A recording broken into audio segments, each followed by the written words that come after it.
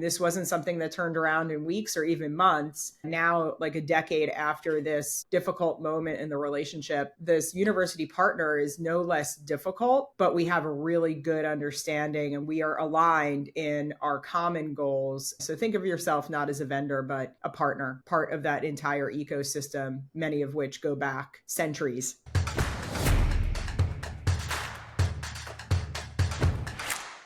Hello and welcome to the Emerge Product Market Fit Academy series, where we're joined by leading operators and founders in edtech to share practical insights and advice for early stage founders. If you're building the future of learning and work, then this is for you. I'm Zara and I'm joined by our guest today, Jessica Wang. Jessica is the Senior Vice President of Operations at 2U.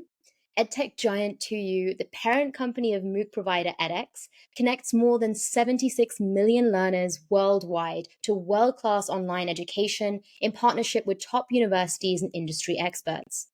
Jessica has been with 2U for over a decade. In her previous role, she was Senior Vice President of Placement, where she led the 200-person placement team, allowing students in undergraduate and graduate programs to gain the hands-on skills needed to graduate. Now, given that this required hundreds or thousands of hours in local healthcare, social services, or education facilities to practice their skills with live patients, clients, and students, this was a particular challenge during the COVID-19 pandemic, which Jessica impressively navigated them through. In that time, among many other accomplishments, she secured more than 30 university program clients and grew 2U's placement network from scratch to more than 80,000 locations across all 50 states. Hi, Jessica. Thank you so much for joining us today. Oh, thank you, Zara. It's so good to be here with the Emerge group. Let's now move into the heart of our conversation. We are focused today on university partnerships, and we have a lineup of 3 key topics to discuss. Firstly, how to approach securing university partnerships. How do you create this target list and find the right decision makers? Secondly, how edtech startups should frame their value proposition to be appealing to universities and what universities look for in a partnership. And thirdly, how to scale a network of university partners. Now, before we dive into the first topic, Jessica, you've done some incredible work at 2U. And having been there for 13 years and counting, you must have seen it really evolve and grow so much over that time. I would love for you to give a brief overview of how 2U works with universities and learners, where their current focus is today, and what role placement plays in all of that. Thanks, Zara. It's interesting. And I love speaking to entrepreneurs who are at the beginning of this journey. And I always say that, in a way, I've been at 2U for over 13 years at this point. But it's almost like I've been at 4 different companies in a way, right? Because I started at 2U at the very beginning of this corporate journey, from that scrappy startup moment when we were focused on bringing degree programs online in a really high quality way. And that was novel, certainly after COVID-19 and how that impacted people across the world and learners, of course, across the world.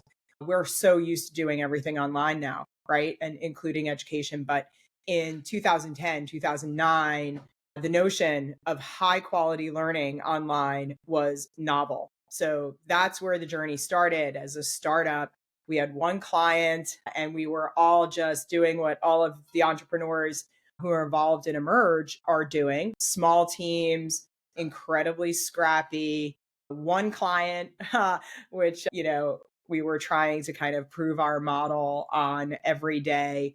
And then, we started gaining some steam and we went into a moment of growth. And the growth period, I think, was marked by both gaining new university clients and also, I'm an operator, so I have to throw this in, putting the right frameworks in place so that the scale works. I think a lot of times we focus on the growth, but then we don't have the best frameworks in place, the best foundations in place to sustain that growth, right? So then the third period of time was sort of this hyper growth period, things that we read about in Harvard Business Review with Netflix and companies like it, for example.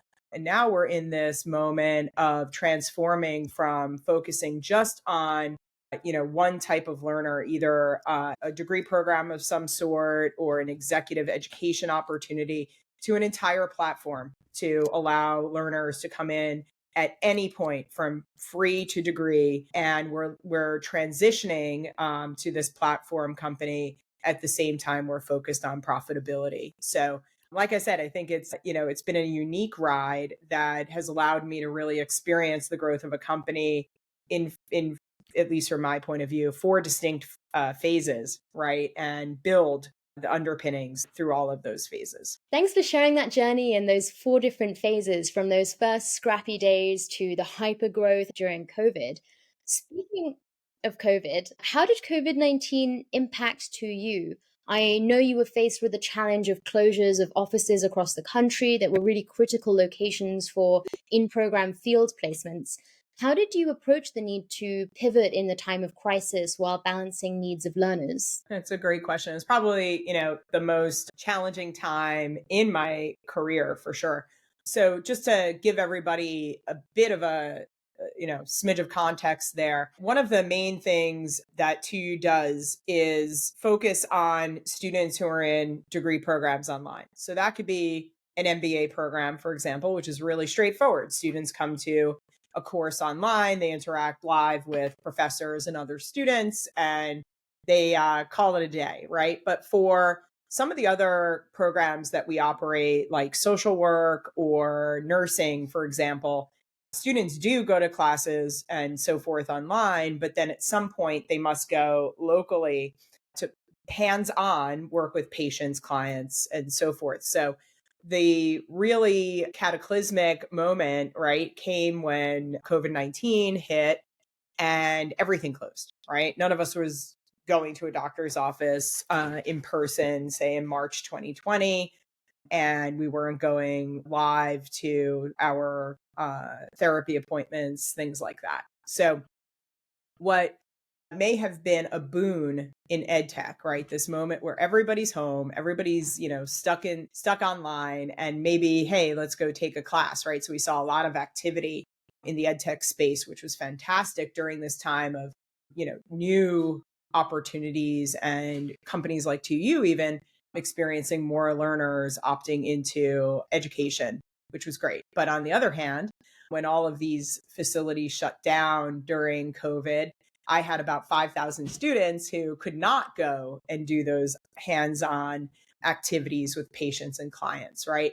So I think the moment came, and this I think comes from the DNA of being a scrappy startup, right? We certainly in 2020 were no longer a scrappy startup. We were a public company as we are today, but the scrappy startup in us really said, okay, well, that's fine. Facilities are closing down all across the country, but what is the opportunity here, right? What is our best case to make sure that these students can still move through their programs, graduate, gain licensure, and then continue to do what we're all here in EdTech to do, which is improve the lives of people and communities across the world, right? And so it was sort of like this moment of corporate entrepreneurship where, we said, okay, well, what can happen online today? And, there are a lot of medical kind of ed tech solutions out there, which allow students or practitioners to learn new skills online, right? I kind of joke, but I think it's probably true that you can go online today. And if you're a medical practitioner, you can figure out a product that will help you do open heart surgery, right? But the dollars and the funding really aren't in spaces like mental health. And we had a lot of students out there, mental health practitioner, aspiring students, counselors, social workers, et cetera, who didn't have access to online tools that could help them progress. So we built one, basically. And I think, what did we think about in that moment? So I thought, number one, what is the best value to the customer? The best value to the customer at that moment was to continue their education unfettered by the fact that live facilities were closed. Number two, is there a solution already in the market, right? And this is what entrepreneurs do constantly. Is there a solution in the market already? And the answer really was no. So again, our nursing and medical health students, we could siphon them off into online simulation scenarios that could help them bridge between the close down of COVID and into a moment where things were opening back up. So, no, there was no solution. Number three, what would customers, right, in this case, our university partners, would they buy into a simulation that hadn't existed before for mental health based practitioners in, like I said, counseling, social work, etc. So we did a very, very quick scan of our customer base to ask them, you know, interviews and surveys. Would this meet learning objectives? Would this be something that accrediting bodies would accept? What would have to be present and part of a product that we would put in the market that would make it a legitimate opportunity and solution, and value proposition for these end users, the students? And then what would an MVP look like, right? Once we got all of that data, and it was in such a compressed timeline, luckily everybody was home and had, not much else to do. Maybe they were baking banana bread or something like that. But we did have the access to these customers and they were eager, right? Because they had a problem to solve. Isn't that where entrepreneurship thrives, right? When people have a problem they need to solve and it's unique.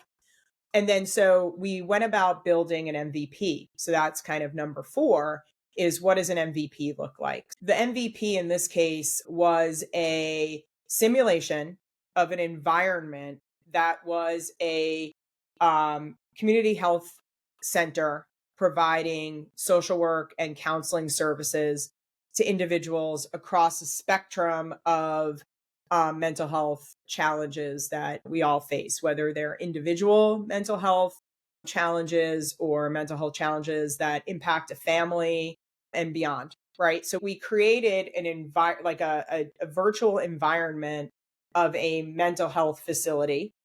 We did that by engaging another group who was out of work at the moment, which was people in the film industry in Los Angeles, California, here in the US. So we tapped into a production studio who was very eager to put people to work in this moment. And so they went about creating, based on some outlines and frameworks that we provided, tied to good learning standards, a mental health facility. Then what we did was we also engaged live actors, again, who were doing this from their homes and were eager for work. We had them trained very quickly as clients, as mental health facility clients, people like you and me, people in, distress, people with typical mental health challenges that these kinds of facilities see. And we had those live actors trained to come to classes, live classes with real students who were continuing to practice their skills in the virtual context of this mental health facility, but then interacting live with actors who are playing the role of mental health clients. And then those students were able to, which they weren't in a real environment, have a professor say, wait, hold on, I'm going to stop you there. Ask this question and see how that, develops your ability to reach this client in this one-on-one counseling session. The other students got to see it and learn from it too, right? So we created something better than we even thought in an MVP, right? We created a moment where the student was learning. It was a standardized client that we could control, right? The professor was able to give real-time feedback, and the other students were learning by virtue of being a fly on the wall in that moment. So that MVP was released within weeks, and we released it only to our, university clients who were already on board. But very quickly, it became a part of our value proposition to other clients who may not have been doing mental health programs with us, and other university clients at large. And here we are 3.5 years post COVID, and it's still out in the market. We're growing it, we're iterating on it. And that solution to a moment in time really became something that filled a need in the market that wasn't out there before. So really proud of it. You can actually check it out on tu.com. We've got, some videos and things. It's called the VFX if you want to take a peek at it. And we're really proud of it across the company. What a great story behind VFX, built in that time of need and crisis during COVID, but actually turning out to be one of the core value propositions of 2U. And thank you so much for sharing the framework you used when developing that MVP. So, step one, identifying the best value to the learners. Step two, looking Yep. at what solutions already exist in the market. Then, step three, thinking about what your university partners would accept in terms of new solutions. And finally, step four, using that data to put together an MVP. And it's really incredible what you achieved, and to actually build this product that was so much better than you could have imagined, where the student was learning, you had that standardized client, the professor could give real time feedback. So, a real story of innovation there. Good thing I might add there is, continual feedback, right? Because that was really an experiment. So number 5, I would say, is like feedback, right? That was an experiment in the moment that did become, an enduring product, but the constant feedback from all of the stakeholders, right? The university partners, the end users, which are the learners, and then things like the vendor in this case, who had really great feedback to improve the product, right? And I would add that as a fifth. Great fifth point on the continual feedback from all stakeholders, from your learners to university partners. And I'd love to double click on the university partners and specifically what the key strategies you employed to secure your university program clients. I'd love to know if there were any Mm. frameworks you used for approaching targeting institutions and then building relationships with decision makers. So you mentioned like which ones to target and then building relationships. I think I would almost flip that, right? Because relationships, I think, are the target, right? So I think the best way that I have seen this work, which is developing university partner relationships, is to start with those relationships, right? Who are the people to whom you can be introduced with a product or service that you feel the university population customers would benefit from, and how can you use those relationships to drive business through a particular university, and then also to colleagues of those people with whom you have relationships in other universities. So obviously it's always great to do your market research and understand, well, my product would be excellent for, say, a small community college in the US, or it would be ideal for, large public institutions across the US or, elsewhere in the world. And that's good data to have. It's really good, important information. But I think really it starts with relationships, right? If you can create that relationship, that trust with individuals who will help you effectively, collaboratively sell your product into their university and then use their network to sell across universities, that's probably the best place to start. And I will say that university leaders are, we kind of think about the faculty member in the tweed jacket who's been at Harvard or Cambridge for 20, 30, 40 years or a full career. But the reality is that these individuals tend to move around a lot. And especially those who are most innovative tend to move around a lot. So those relationships really create these webs in and of themselves, right? So I would proffer that it is a great place to start with a good measure of relationships, built through your network, and then use those to spoke into broader targeted relationships at broader universities and institutions of higher education. Great advice. Start with the relationships and then build out from there. And particularly the point about the super innovative individuals within universities tending to move around a lot. It's a fantastic way to really build your network. I would love to know, building on that, what do universities look for in a partnership? And how should edtech startups frame their value proposition to be appealing to universities? Universities do things well, and they've been doing things well for, I don't know, what, 1,000 years, something like that, at least. There are colleges and universities in the US, for example, and in the UK that have, been around for longer than the US has been a country, right? So I'm thinking about like Harvard and Yale. So what do they do best? They do scholarship really well, right? Research and so forth.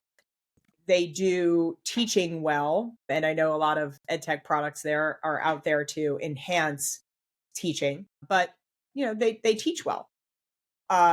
What might they not do as well? And that's where the value proposition is, right? So do they not recruit students as well as they can, right? Do they not have the ability, for example, to figure out how to adjust to classes that either may be oversold, right? And what do we do with the excess capacity we have in our student body? How do we bring them online effectively? Or the opposite problem? How do we, fill seats where maybe there's, some yield issues, right? They don't necessarily maybe do those things well. So how can you think in your mind, right? What does a university do well? And what do they not maybe do as well, right? In some cases, that's the education technology. Universities have gotten pretty savvy. I'm sure many of you have learned in your own research and development for university partners. The market research is probably telling you that there are centers of innovation. There are assistant provosts of innovation. And how can universities innovate, right? So certainly the universities are trying to catch up with the notion of innovation and how do we bring innovation in to what is a very, established mechanism, right, in higher education. So what do they do well? What do you do well? And where do those things either overlap or don't? And maybe the better is that they don't, right? And you could bring something truly unique to the table where there's not a core competency on the university side, and your team and your product can bring that into the university setting. I think that is a really good way to think about universities. So we may get into kind of how to find the right people in universities, Zara, I think. Because one thing is like knowing the university exists and what it may need. The next thing is how do you navigate that? It's a fantastic approach, figuring out what they do well, what they don't do so well, and what your value proposition is as an edtech startup that can really overlap with the competencies that they need more support on. I would love to double click on finding the right people in universities. What's been your approach so far in really making sure that you're targeting the right decision maker? It's hard, right? And so, you think about a company, and companies and universities are certainly not structured in the same way at all, right? And so if you're, for example, selling a tool into a company, let's imagine it's an employee development tool of some sort. Maybe that you're going to have to target the HR department. Within the HR department, there's probably a learning and development arm. Then the learning and development arm may say, yes, we like your product, let's deploy it. And then you effectively have to sell it to stakeholders in the business, right? And that's not easy, right? It's simple, right? But may not be easy. When you're looking at a university, there are so many ways a university can be challenging to sell into. So some of the first things, what do I think about when I'm approaching a new university? The first thing I'm thinking about is, do they have an individual who is tasked or charged with innovation, growth, in the sense of bringing on board new technologies, particularly education technologies, to advance the mission of the university? That is a great person to tap into and get an introduction to. But I will say that's not the end of the line, right? That's not the magic bullet, because typically within a university, that individual still needs to do a lot of influence without authority, right? Because universities, unlike companies, generally speaking, are not authoritative, right?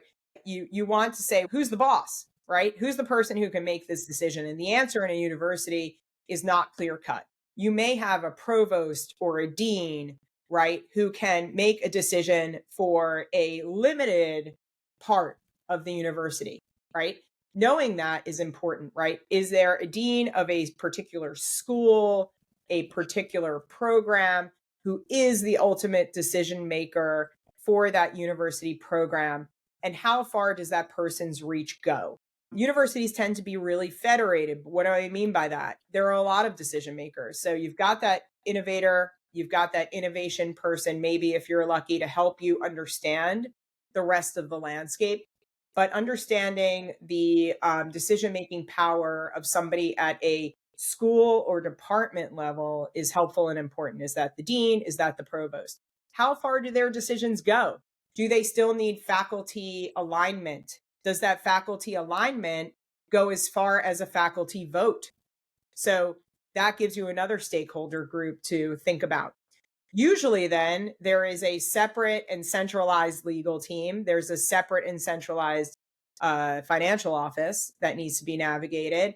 And sometimes there is, and this is maybe a better case scenario, there is a entity on campus that's more, innovative and potentially a little bit more focused on customers and end users that are not within the traditional university space, like, selling executive education or those types of opportunities that are not the typical product, like a degree, for example, that a university sells. So I think, again, just bringing that, back to some bullet points, is there an innovation head that you can tap into? And I think really learn what's the path, right? If I want to sell this product, if you agree this product is helpful, innovative, aligns with your mission, aligns with your strategic plan, who are the people we also need? Is it, that a dean or a provost has broad decision making power, and how far does that go? Is it at a department level? Is it at a school level? Is it even higher at a full university level? And then what role does the faculty play? Because faculty have a lot of power on college campuses in decision making. Do they need to align? That's good. Do they need to even vote? That's important to know, right? Because timelines on those things are helpful, especially when getting a new product into the market. And then who are the external decision makers who are part of this process, legal, finance? And maybe is there a path of least resistance, which is ideal, to an entity that may sit inside a university, but is more nimble and focused on that university to customer, the UTC proposition, that can get innovation and products into the hands of users much more quickly outside of a more established model within the traditional university. So like an executive ed arm, something like that. So that's like kind of step one. So step two, now you've mapped that out. And I'm a big fan of whiteboarding those things out and then, create that map more specifically. So the dean can make a decision to bring a product in, but still needs alignment with the faculty and alignment with other decision makers. And how how that alignment needs to go. Either it's sure, yes, let's incorporate this, or it's much more impactful, right? Like a faculty vote. Do the legwork to do that org chart behind the org chart work and map it out. Who is the most resistant faculty member? Who is the faculty member who may not be the leader to ultimately make a decision, but will be able to influence other faculty members, get that person on board? Who is the faculty member or staff member for whom your product will solve the biggest problem, right? I know a company that I'm thinking of that's not our company, but a colleague that I have whose product actually helps the administrators in a particular, department solve problems of logistics and facilitation of students going to classes and then students, going out into the field I described before.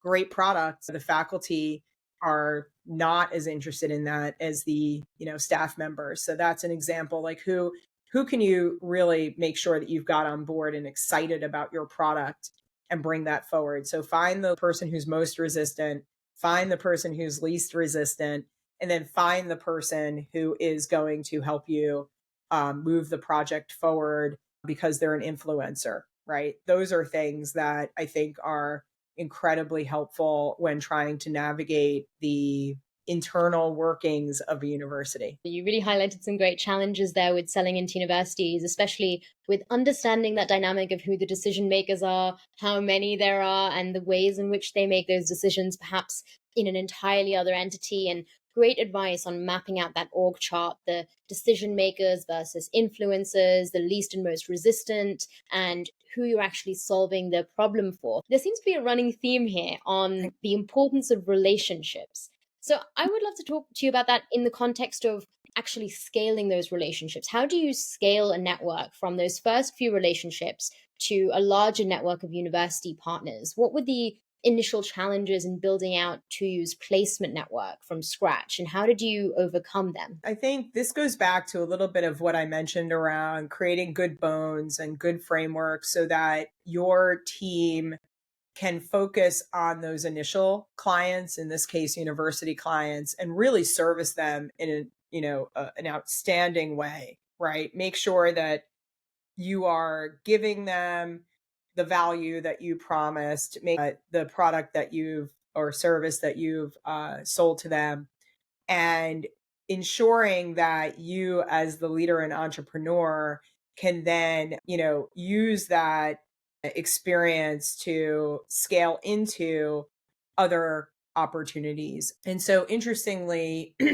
the way I've approached that at 2U is, so you've got the university partners, right? And in my case, I also had to create relationships, 100,000 strong outside universities and actual hospitals and clinics and so forth across the country. And really, those two things went hand in hand because as we got more university clients, it was easier counterintuitively to get more people outside in these facilities across the country here in the US to buy into what we were doing because we could solve dual problems. So in growing one network, I was able to grow the other, meaning if I have more programs that need students to go into these facilities, that may typically engender competition between those university partners. And at first, that's how it felt to our university partners. But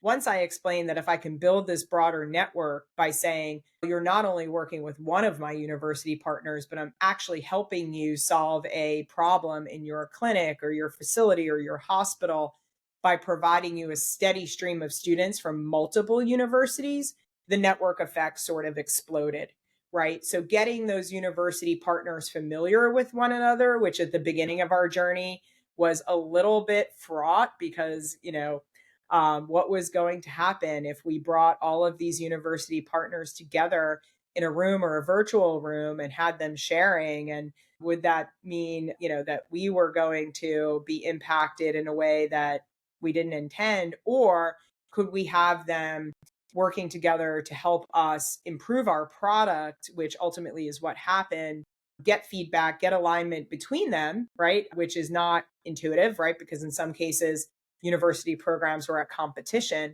but helping them realize how alignment at some level between them helps us build this enormous network outside of them. So imagine a hospital who's helping us have students go to that hospital for multiple different programs, right? But we're continuing to feed them high quality students who are well trained, who ultimately are going to graduate, gain licensure, and be able to staff their shortages.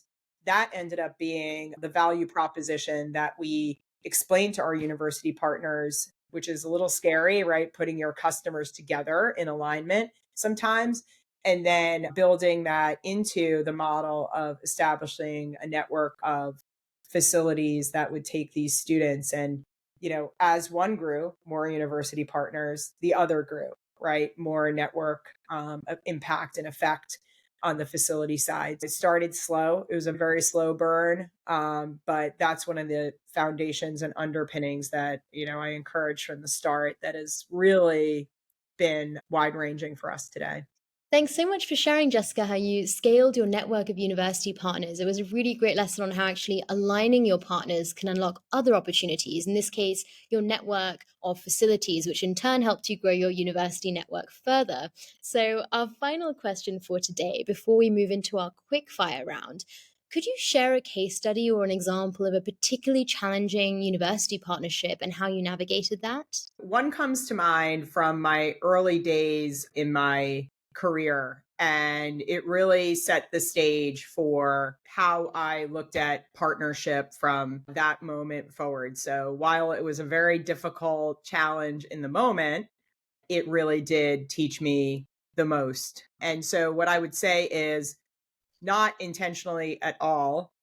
We had a university partner to whom we overpromised and underdelivered. And I was brought in to help set the right course of service and delivery to this university partner. And I think what we have to remember, especially when we sell to university partners, we know our products are really great, and we know that we are in this business. I think all of us. I haven't ever been in a VP meeting where somebody said something different as to why they're in edtech.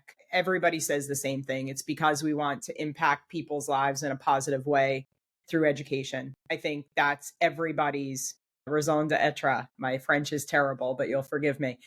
So, what we have to remember is that the end user is a student who, this is their main aspiration at this part in their lives, right? To do whatever they're doing in relation to that university. And I think one thing that I did in that case study, number one, is just I put the noise of the university partner aside. And through the challenge, I just thought about that student in this case, who was the ultimate recipient of our service. And then beyond that, I think in working with university partners, it's always important to remember that their first goal is academic integrity. So, how can you, as their vendor or service provider, help them keep that academic integrity intact? So, that's what I led with in engaging the university partner in this challenging moment. The second thing I did, and this may seem obvious, but it's probably good for any relationship, is I was direct and transparent. Nobody likes to provide bad news, right? Especially when the bad news is, no, I can't fix this thing that's going poorly overnight. It is going to take probably weeks, right? Maybe even months. And that was not something that was palatable to my peers within my company or the university partner, but it was important to be clear, transparent, direct.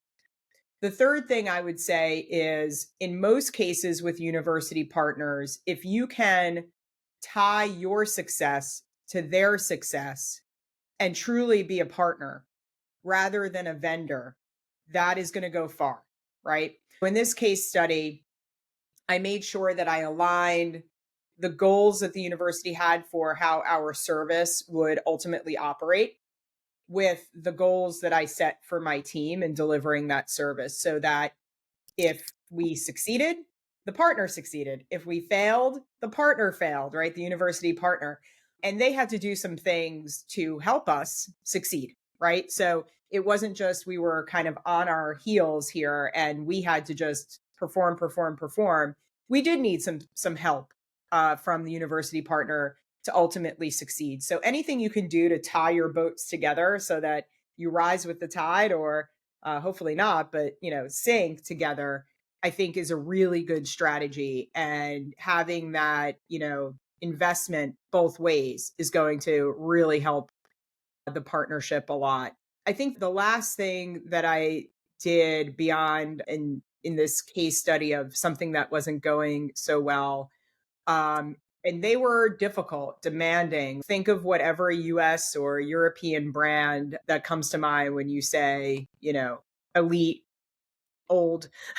In this case, here in the US, almost as old as the country itself, right? There are people who hold their brands in high esteem. So, what I did throughout this challenge was to outline my respect for that brand and my part in delivering a service that would uphold the integrity of that brand. And, again, this wasn't something that turned around in weeks or even months. But I will say now, like a decade after this, difficult moment in the relationship, this university partner is no less difficult, but we have a really good understanding and we perform really well.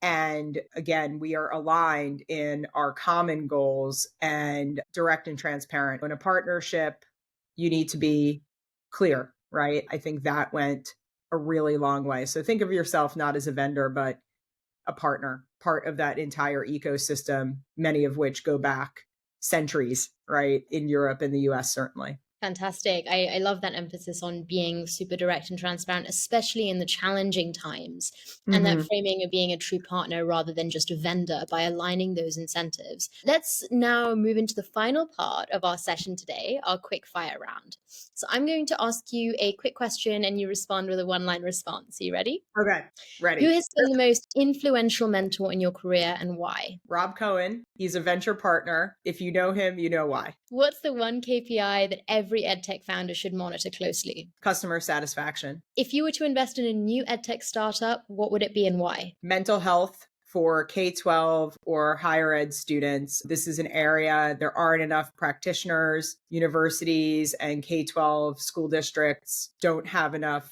resources to address all of the mental health needs that are emerging. And if you could launch the college course you wish you had access to when you were a student, what would it be? Statistics. I took calculus. That was the wrong move. Thank you so much. I think you might have been our first guest that was actually able to keep it to the quick fire one-line question. Jessica, thank you so much for joining us. If Zara tells me to do something, I just listen. So it's appreciate really it. You got me on board. Fantastic answers. And thank you so much for shedding light on your incredible work at 2U and some really great insights here on how to approach university partnerships, how to find the right decision makers, and how to scale a network of university partners. So thank you so much for joining us. You're welcome. It was really a pleasure. And thanks for having me. Thanks for listening to the Emerge Product Market Fit Academy. If you enjoyed this episode, please like it, follow our channel, and if you're feeling generous, share it with a friend.